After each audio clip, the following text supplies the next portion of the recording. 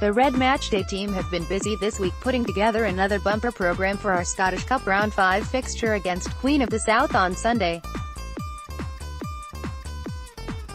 We start our preview by speaking to our Graeme Shinnie, who spoke to us for his captain's column. The Scottish Cup is massive for us. I've obviously won it with Inverness, and you can't beat the feeling of winning a trophy. We always enjoy the cup games, we always want to do well in them, it is a priority for us, and today is no different. All you can ever ask from the draw is a home tie, so we're grateful for that, but we know full well that Queen of the South will make it tough. We'll have to match them, and it is important we play to a high tempo, like we did in the second half against Rangers. We have to do everything we can to get through. It is a cup tie and form and status goes out the window. Anything can happen on the day. We saw that here in the last round with Stenhousemuir. They have had some very good results this season, and of course, they beat Dundee in the last round. Stephen Dobbie is having a fantastic season, and he and the rest of the Queen of the South players will enjoy playing in front of a big crowd here. What we have to do is play the game we want to play, focus on doing the things that we're good at, and do what we can to impose ourselves on the match. It's a massive 90 minutes with a place in the last 8 at stake. Our first team player interview is with Tommy Hoban, who sat down and spoke to us recently about his career up until now. As a player, my involvement in the game started with Arsenal. I was there from the age of 7. It was amazing. I can't find anything bad to say about the club. I got released when I was 14, but at the time, it was probably the right decision. It pushed me on. I went to Watford, who were maybe not at the same level, but I thrived at that club and definitely developed as a player. It's a very different club, certainly the last few years, where they've changed the manager quite regularly, which is unusual, but has been very successful. I joined Watford in about 2008, and if I compare the club now to the club of 10 years ago, it is a completely different place. I think I've had 10 managers since I've been there, and from the outside, it probably does look strange the way they keep rotating it, but they have a model that is working, and for a club like them to get up to the Premiership and still be there 4 or 5 years later, it is a massive achievement. And they have not just stayed there, they are flying. We look at the opposition, Queen's boss Gary Naismith, who has a past at Pittodrie himself. The Scottish international fullback spent the 2012-13 season at Pittodrie, having been signed Craig Brown, who had previously managed the defender whilst he was Scotland boss. Naismith was 33 years old when he arrived at Pittodrie, and it's fair to say that the best form of his career was behind him at that stage. The 46 times capped left-back made only 11 appearances in his one season with the Dons, as he failed to make the same impact as his fellow 2012 summer signings, Niall McGinn and Johnny Hayes. It was as player-manager of East Fife that Naismith cut his teeth in the dugout, after stepping up from being assistant manager to become Willie Aitchison's replacement at the League One side. The rookie manager spent 3.5 seasons at Methil before taking the step up to the Championship with Queens in 2016. Naismith ended his playing career upon taking up his post at Palmerston, and just last week he was rewarded for his side's good form when he picked up the January Manager of the Month award. It was an award-winning double for Queens in January, as strike Stephen Dobbie picked the Player of Month award. Dobbie's form this season has been nothing short of phenomenal. His hat-trick against Dundee, which set up today's tie, was his 5th of the season and took his scoring tally to an incredible 37 goals for the season. Our AFC former players interview is with a Favirte from not so long ago. On Sunday, we welcome back one of our League Cup winners from 2014, midfielder Nicky Lowe. Nicky will always be remembered very fondly in these parts for his spot kick during the shootout after he appeared as a 70th-minute substitute in the final. Nicky took the Dons' second penalty, at which point we all started to believe it was actually going to happen. Tremendously popular with Aberdeen supporters and staff alike because of his character, attitude, ability and work rate, not to mention his technical ability. He has spent most of his life involved with the club. After leaving Pittodrie, I signed a 3-year deal at Dundee. Unfortunately, my time at Dens was very frustrating because I was injured a lot. I then moved to Derry City in Northern Ireland and did very well in my 2 seasons over there, but I decided it was time to come home and try and get a club and kick on again. I had a few options, but because I knew Gary Naismith from our time at Aberdeen together, I thought I would sign for Queen of the South. We will then see what happens at the end of the season. During my time in Northern Ireland, I got everything I wanted from it. I wanted to go and get a fresh start and face a new challenge. I will be honest and say I became a bit disillusioned with the game after my time at Dundee. I was injured a lot and I was not enjoying my football, so I decided I needed to try something new. I went over to Derry and thankfully, the fans took to me. I did really well and I think everyone over there appreciated that. The move could not have gone better.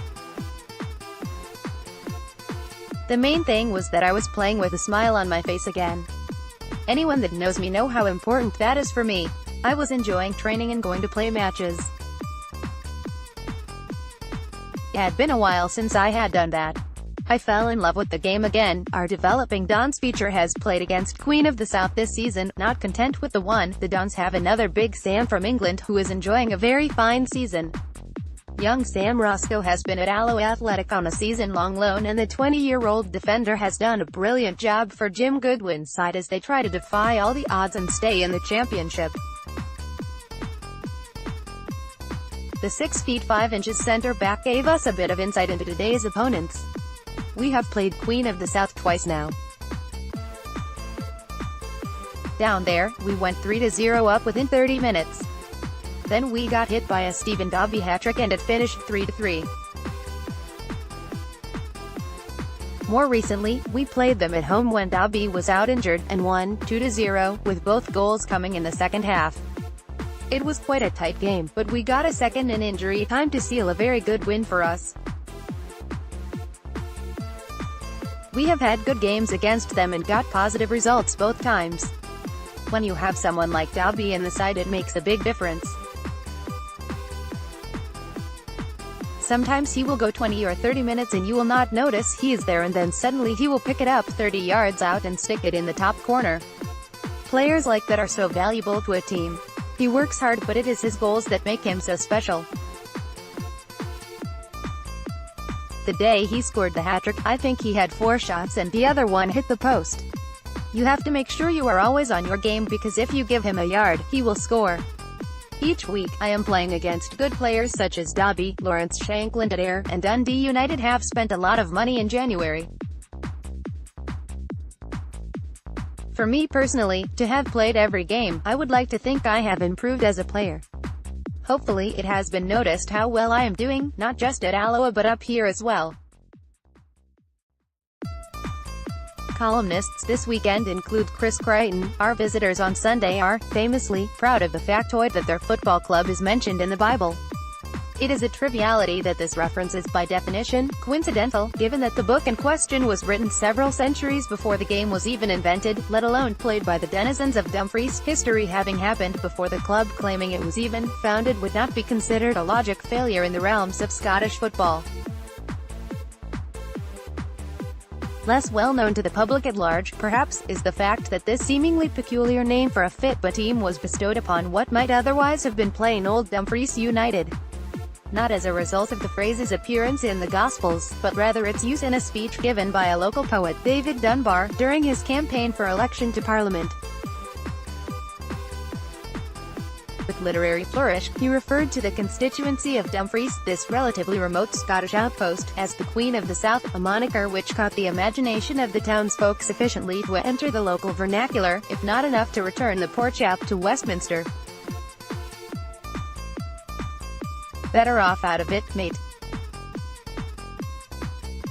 Aberdeen beat Queen of the South in the Scottish Cup the 4th of March 1939. Aberdeen 2-0 QOSQ final. Pittildree Potillo 234,950 the 11th of March 1950 QOS 3-3 Aberdeen Q final. Palmerston Yorston 2, Pearson 12,000 the 25th of March 1950 Aberdeen 1-2 QOSQ final. Rep Pittildree Hamilton 32,000 the 25th of January 2003 QOS 0-0 Aberdeen R&D 3 Palmerston 5,716 the 18th of February 2003 Aberdeen 4-1 QOS R&D 3 Rep Pittildree to Joffo 2 Young, Anderson 6,150 the 12th of April 2008 Aberdeen 3-4 QOS semi-final Hampden Considine 2, Nicholson, 24,008 the 4th of February 2012 Aberdeen 1-1 QOS R&D 5 Pittildree Vernon 6,785 the 14th of February 2012 QOS 1-2 Aberdeen R&D 5 Rep Palmerston 5e, Considine 3,102 We look back at all the previous fixtures. Aberdeen first came up against Queen of the South in the Scottish Cup way back in March 1939, just when the world was about to go to war. Jock Potillo was perhaps an unlucky Aberdeen player as he was just coming to his prime leading the Aberdeen front line when the events in Europe curtailed his competitive career. Potillo went on to become a prolific scorer for the club during the war years in the various league and cup competitions that were hastily arranged.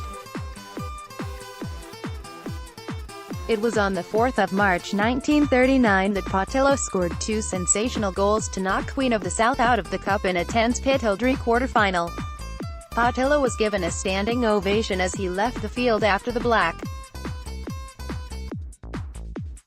His performance was all the more remarkable considering he was brave enough to carry on following a nasty head clash with Queen's Watson after only 10 minutes. And yes, even that one, columnist Stuart Duffy was also involved in the infamous semi-final in 2008. I was on the bench that day. I will always wonder if I could have gone on and changed the game and changed the course of history. It was so topsy-turvy, a freakish game. Everyone just expected Aberdeen to go on and win the game, probably including us, but Queen of the South made it very difficult on the day. They thoroughly deserved to go through to the final. Looking back now, I still can't put my finger on what went wrong. There were 4 or 5 changes made to our team that day and it did not work out for us at all. They had a much better team than people realized. A number of their players went on to have good careers in England and they had some good professionals who had played at a good level in Scotland. We maybe took our eye off the ball, thinking it was only Queen of the South. I think that had to be a factor. We were looking towards the final instead of the game in front of us. It's different now. Most managers have their teams a lot better drilled so they have a stronger mentality and they will be prepared for any game. Finally, Sunday's retro cover by Dolly Digital is inspired from the 1970 Cup final program. We look back at what was happening in the world back then as well as the Don's famous Cup run. Red Matchday issue 18. To buy a copy online, please click here. Red Matchday magazine is available to buy in and around the ground from the program's sellers for £3. You can pick up a copy from the AFC Club shop from Saturday, and if you can't make the match you can pick a copy by clicking on the link above. As always, we welcome your comments and feedback on the program this season. Please feel free to get in touch with the editor, Malcolm Panton, at redtv@afc.co.uk.